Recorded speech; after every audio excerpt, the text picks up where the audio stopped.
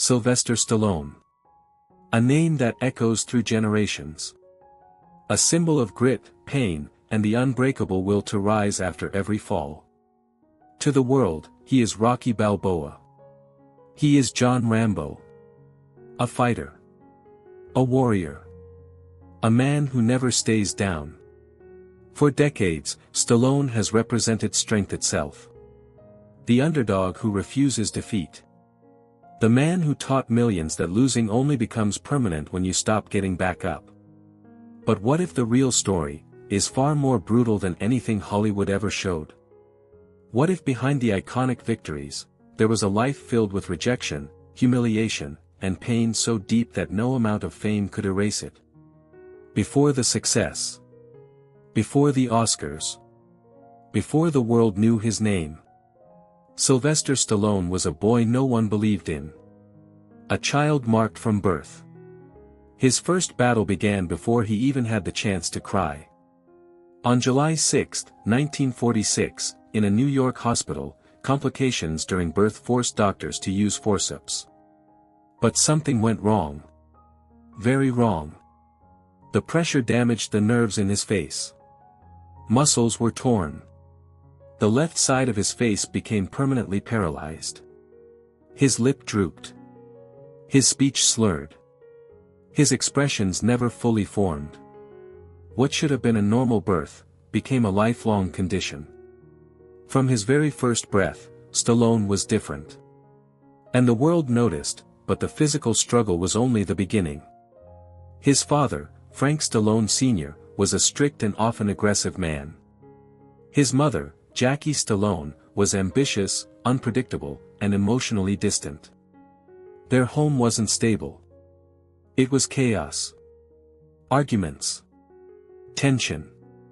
Conflict. And in the middle of it all, a child who didn't feel wanted.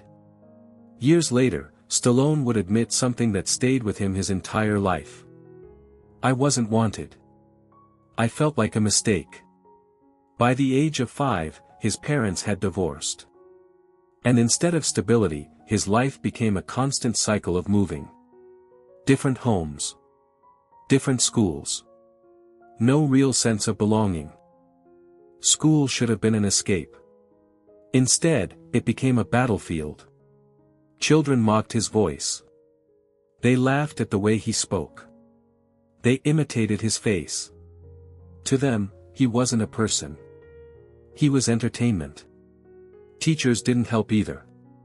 Many assumed that because he struggled to speak clearly, he also struggled to think. He was labeled slow. Difficult. Problematic. But the truth was very different. He wasn't weak. He was angry. By his teenage years, that anger had turned into action. If he couldn't defend himself with words, he would defend himself with fists. Fights became common. Expulsions followed. School after school rejected him. Not because he lacked intelligence, but because he refused to stay silent. At 16, his mother sent him away to Switzerland.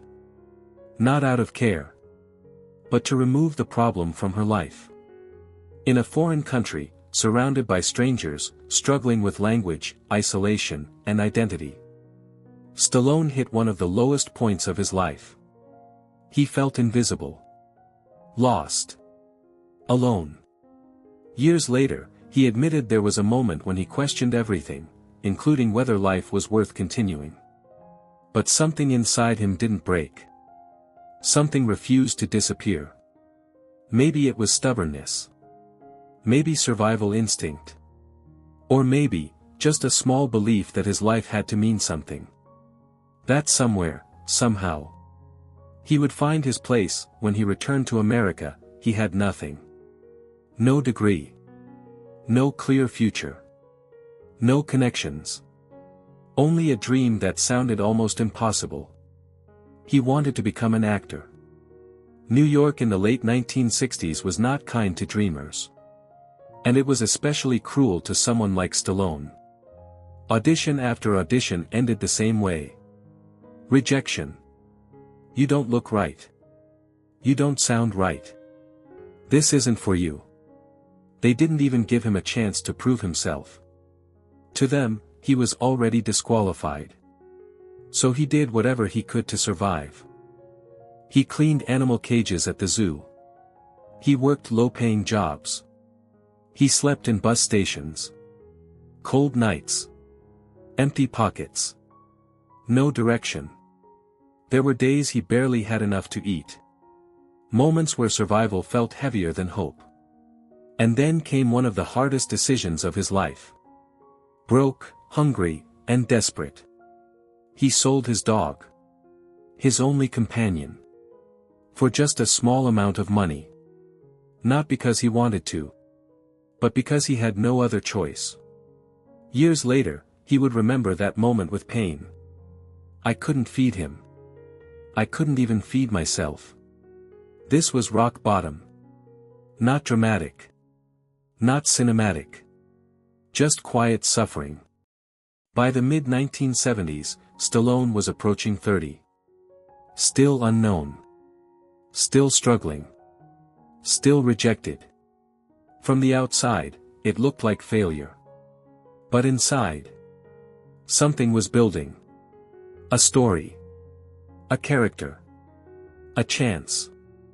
And very soon, everything was about to change. By 1975, Sylvester Stallone had reached a point where most people would have given up. Years of rejection. No stable career. No money. No future. He was nearly 30 years old, and still invisible. But sometimes, everything changes in a single moment. One night, sitting in a small, cramped apartment, Stallone watched a boxing match on television. It wasn't supposed to be historic. It wasn't even expected to be competitive. It was Muhammad Ali versus Chuck Wepner, a fight where everyone assumed the outcome was already decided. Ali, the greatest. Wepner, an underdog no one believed in. But something unexpected happened. Wepner didn't go down. Round after round, he kept standing. Taking hits. Bleeding. Exhausted. But refusing to quit. He didn't win. But he went the distance. And in that moment, Sylvester Stallone saw himself. A man no one believed in. A man who wasn't supposed to last. A man who kept getting hit, and kept getting back up. That night didn't just inspire him.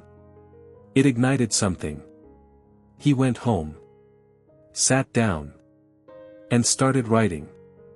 For the next 3 days, he barely slept. He poured everything into that script. Every rejection. Every insult. Every moment of pain. Every time he was told he wasn't good enough. Page after page, the story took shape. A small-time boxer. A nobody. Given one chance to prove himself. Not to win. But to survive. He called it Rocky. When he finished, he wasn't just holding a script. He was holding his last chance. He began taking it to studios. At first, nothing changed. Rejections again. But then, something different happened. People started reading it. And they loved it. Producers saw potential. Emotion. Heart. Authenticity. It wasn't just another boxing story. It felt real. Offers began to come in. $75,000. Then $125,000. Then $250,000. For a man who had nothing. This was life-changing money. Money that could end his struggle overnight. Money that could give him stability, comfort, a future. But there was one condition. A condition that changed everything. He could not star in the film. The studios wanted big names. Established actors. Faces that would sell tickets. People who looked right. Spoke right. Fit the image of a Hollywood star. Not him. To them, Stallone was just the writer. Replaceable. Forgettable. The offers kept increasing. $300,000. Then $400,000. Think about that. A man who had slept in bus stations, who sold his dog to survive, was now being offered a fortune. Everyone told him to take it. His wife. His friends. People around him. They thought he was crazy for even hesitating. But Stallone wasn't thinking about money. He was thinking about something deeper. Because in his mind, Rocky wasn't just a character. Rocky was him. If I don't play this role, then it's not real anymore. He knew something most people don't understand. Some opportunities change your life. But some decisions define who you are. And this was one of those moments. So he said no. He walked away from $400,000. From security. From comfort. From everything he had been struggling for. All for a chance. A chance to prove himself. Finally, after weeks of resistance, the studio gave in. They agreed to let him star. But with conditions, the budget would be small. Very small. Around $1 million. No luxury. No safety net. No guarantees. If the film failed, his career would be over before it even began. But Stallone didn't care. He had already bet everything. Filming began in Philadelphia. Cold weather. Tight schedule. Limited resources. Scenes were written just hours before shooting. There was no room for mistakes. Every moment mattered. But something special was happening. Something real.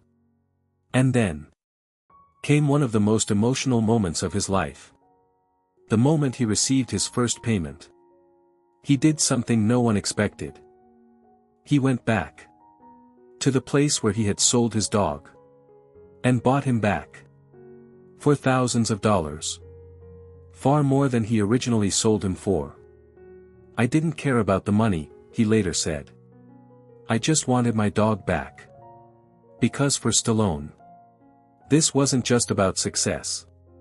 It was about everything he had lost. And everything he was trying to rebuild. And soon, the world would finally see his story. On November 21, 1976, Rocky was released. At first, expectations were low. A low-budget film. Unknown actor. Simple story about a small-time boxer. Nothing extraordinary. At least, that's what Hollywood thought. But audiences saw something different. They didn't see just a movie. They saw themselves. A man with nothing. A man nobody believed in. A man given one chance, not to win, but to prove he belongs. The reaction was immediate. Powerful. Unstoppable. Rocky became a phenomenon. People lined up outside theaters. Word spread quickly. This wasn't just entertainment. It was inspiration. The film exploded at the box office. Over $200 million worldwide. From a $1 million budget. But the real victory came at the Academy Awards. Rocky won Best Picture. And Sylvester Stallone. The man once rejected for his voice, his face, his existence. Stood among Hollywood's elite. Nominated for Best Actor. Nominated for Best Screenplay. From sleeping in bus stations to the biggest stage in the world. He had done the impossible. Overnight, everything changed. The man who was once told, "You don't belong here," became the center of Hollywood. Offers flooded in. Millions of dollars. Leading roles. Global fame. But Stallone didn't stop. He accelerated. In 1979, Rocky II was released. And it was another massive success. Then came Rocky III in 1982. Introducing Mr. T. And one of the most iconic songs in history. Eye of the Tiger. The franchise kept growing. Bigger. Stronger. Global. By 1985, Rocky IV became more than a film. It became a symbol. A Cold War story. East versus West. Stallone versus Dolph Lundgren. The fight wasn't just physical. It was political. Emotional. Global. The film made over $300 million. And cemented Stallone as a worldwide icon. But Rocky wasn't enough. Stallone created another legend.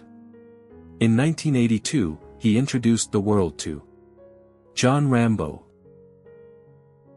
A soldier. Broken by war. Abandoned by the country he served. Unlike Rocky, Rambo was darker. Angrier. More dangerous. The film was a success. But more importantly, it resonated. Then came Rambo, First Blood Part 2. And everything changed. It wasn't just a movie anymore. It was a global phenomenon. Over $300 million at the box office. Rambo became a symbol. Of strength. Of rebellion. Of survival. By the mid-1980s, Sylvester Stallone was at the top of the world. The highest paid actor in Hollywood. Earning $12 to $15 million per film. His face was everywhere. Magazines. Television. Billboards. He owned mansions. Luxury cars. Private helicopters. He wasn't just an actor anymore. He was a brand. A global icon. Invited to the White House. Admired by millions. Followed by generations. He had everything. Fame. Money. Power. Respect. The boy who was once mocked was now untouchable. But success has a pattern. Hollywood builds legends. And then it tests them. Because no matter how high you rise, there is always a moment when everything starts to fall. And for Stallone, that moment was coming. The 1990s. A decade that would take everything from him. The 1990s didn't arrive slowly for Sylvester Stallone. They hit like a collapse. Almost overnight. Everything changed. The world that once celebrated him began to move on. Audiences were changing. Tastes were evolving. Action heroes were no longer untouchable icons. They became outdated. And Stallone became a target. The same intensity that once made him legendary was now mocked. His seriousness became a joke. And then came the failures. One after another. In 1992, he starred in Stop! Or My Mom Will Shoot. A comedy that didn't just fail. It became infamous. Critics destroyed it. Audiences rejected it. Even Stallone himself later admitted. It might be one of the worst films ever made. But it didn't stop there. In 1995, Judge Dredd was released. A big-budget film. High expectations. But it failed. Hard. Losses. Criticism. Disappointment. Then came Assassins. Then Daylight. Project after project. Falling short. The momentum was gone. And with it, his power. By the late 1990s, everything had changed. The man who once earned $20 million per film was now struggling to secure roles. Studios hesitated. Producers doubted him. The offers became smaller. Then fewer. Then, almost nothing. From the top of Hollywood to the edge of irrelevance. And the worst part? The world noticed. Media turned on him. Headlines called him finished. Late-night shows mocked him. Articles declared his career over. The same industry that once praised him was now laughing at him. And perhaps the most painful part of all, he was becoming invisible again. Just like his childhood. At award shows, younger actors walked past him, ignoring him, as if he no longer mattered. The spotlight that once followed him everywhere was gone. Financially, the situation became serious. Despite earning hundreds of millions during his peak, years of expensive living, bad investments, and personal issues caught up with him. He began selling properties, downsizing his life, letting go of things that once defined his success. The empire was shrinking, and so was his confidence. In interviews from that time, you could see it. The energy was different. The voice quieter. The eyes, tired. "I thought it was over," he admitted. "I thought Hollywood had decided I was done." For many people, that would have been the end. But Stallone had been here before. He had been broke before. Rejected before. Forgotten before. The difference now was time. He wasn't young anymore. He wasn't the underdog rising. He was the fallen star. And Hollywood doesn't believe in comebacks. Or at least, that's what it wanted him to believe. Because while the world was writing him off, Sylvester Stallone was doing something quietly. Something personal. He was writing again. Not for money. Not for fame. But for something deeper. He returned to the one character who had saved his life once before. Rocky. But this time, it wasn't about winning. It was about aging. Loss. Purpose. It was about a man who no longer belonged in the world he once ruled. In other words, it wasn't just Rocky's story. It was his own. And soon, he would step into the ring one more time. Just when it seemed like Sylvester Stallone had been erased from Hollywood, he stepped back into the ring. In 2006, he released Rocky Balboa. There was no massive hype, no big expectations, just a quiet return. But this time, it wasn't about proving strength. It was about facing time. An older man, slower, worn down, living in the shadow of his past. For the first time, Rocky wasn't fighting an opponent, he was fighting irrelevance. And audiences felt it, because it wasn't just a character, it was real. Stallone wasn't acting, he was telling his own story. The film surprised everyone. It was successful, respected, and most importantly, it restored something he had lost, belief. Then in 2010, he returned again with The Expendables, bringing together old-school action legends in one film. It wasn't just a movie, it was a statement. A reminder that this generation hadn't disappeared. And it worked. The audience came back, the respect returned, and Stallone proved something very few actors ever managed to prove, that comebacks are possible. But life had one more fight waiting for him, and this one had no script. In 2012, everything changed. His son, Sage Stallone, was found dead at just 36 years old. This wasn't Hollywood drama, this was real. A father losing his child. No fame could fix it, no money could change it. The man who had survived rejection, poverty, and failure was now facing something far worse, grief. Private, silent, and crushing, Stallone disappeared from the public eye. No interviews, no statements, just pain. Months later, when he finally spoke, his voice carried a different weight. He said there is no greater pain than losing a child. And in that moment, the world saw not a legend, not a fighter, but a father. broken, human, and grieving. But even in that darkness, he found a way to move forward. He carried that pain into his work. In 2015, he returned in Creed, but this wasn't the same Rocky. This version was older, sick, alone, and haunted by loss.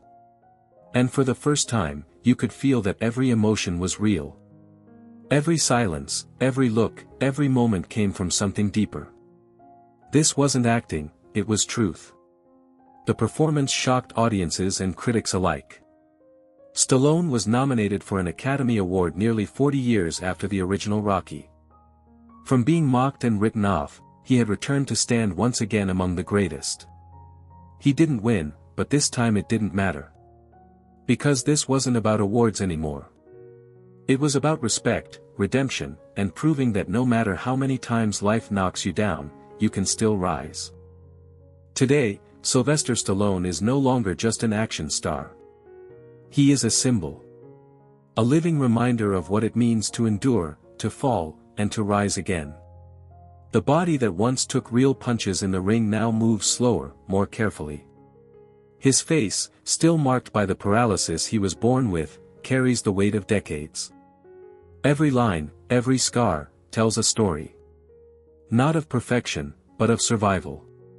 He continues to work, adapting to a new generation while staying true to who he is. Projects like Tulsa King prove that even in his later years, he remains relevant in an industry that constantly replaces its heroes. But for Stallone, relevance was never the goal. Survival was. At home, surrounded by his family, he has found something he never truly had in his early years: peace. After decades of chaos, struggle, and loss, he built a life that finally feels stable. A life that isn't defined by fame, but by meaning. His daughters became his reason to grow, not just as a man, but as a father. Despite a fortune worth hundreds of millions, Stallone doesn't measure his life by wealth. He measures it by endurance. By the ability to keep going when everything tells you to stop. He has often said that he doesn't see himself as special, only stubborn. A man who refused to quit, even when quitting would have been easier. And maybe that's what makes his story so powerful. Not the fame. Not the success. But the refusal to give up. Because real life doesn't have final rounds. There are no guaranteed victories. No perfect endings. Only choices. The choice to stand back up, again and again, no matter how many times you fall. Sylvester Stallone was never supposed to make it. A boy with a damaged face, a broken voice, rejected by everyone who saw him. A man who slept in bus stations, who sold his dog to survive, who was told over and over that he wasn't good enough. And yet, he became one of the biggest icons in cinematic history. Rocky Balboa was a character. But the fight behind that character was real. The struggle, the pain, the rejection, all of it belonged to Stallone himself. And that is why his story connects with millions. Because it isn't about being perfect. It's about refusing to stay down. If his journey proves anything, it's this: life will hit you hard. It will knock you down when you least expect it. It will test you in ways you cannot prepare for. But what matters is not how hard you get hit. It's how many times you choose to get back up. That is the legacy of Sylvester Stallone. Not just a legend of cinema. But a fighter, in the truest sense of the word.